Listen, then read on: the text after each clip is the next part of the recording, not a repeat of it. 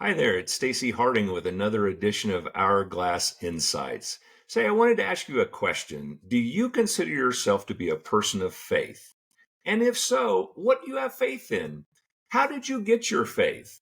Well, I think those are deep and important questions, and I got curious about that myself. And so I wanted to see what others said about faith. So I went to the great authority of Webster's dictionary. So here's what the dictionary says faith is: it is a strong or unshakable belief in something, especially without proof or evidence.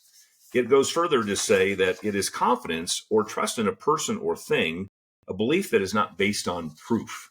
Those are good definitions.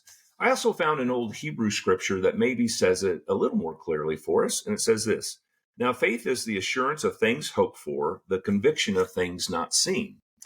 So I wanted to ask you what you think about faith in your life. We all experience faith every single day. For an example, do you have a belief and a faith that the sun will rise tomorrow? That's a simple example, but it truly takes faith to believe that. Certainly, there's scientific evidence that we have experienced over the course of our lifetime that makes us be able to trust that.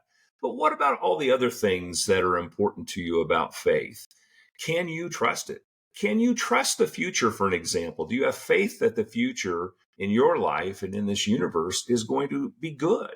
Or is it something that creates worry for you? The other thing that I would ask you to think about is are you having faith in things that you can't control? For an example, if you're in an industry that's really struggled most recently, do you have faith that that industry will return to strength and put you in a position to have the kind of success that you've had in the past? Or perhaps maybe that's not as reliable as other things we could place our faith in. So, whatever your faith is in, I hope that you'll take the time to think about it. Most people don't. How did you come to that faith? How is it played out in your everyday life? How can you manifest your faith into the world to make the world a better place? Well, I hope you're curious about these things like I am. I've always considered myself to be a person of faith. And I think what's important about that is it's what grounds me, what I'm rooted in. And it's in those times where I have those experiences that maybe you have of worry and fear, that maybe the future isn't going to be the best, or maybe the universe isn't always going to be kind, that I've got something to fall back on.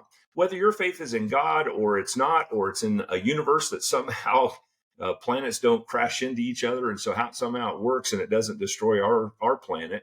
Whatever your faith in, it's not important for me to, I guess, even try to lead you to a certain thought about faith.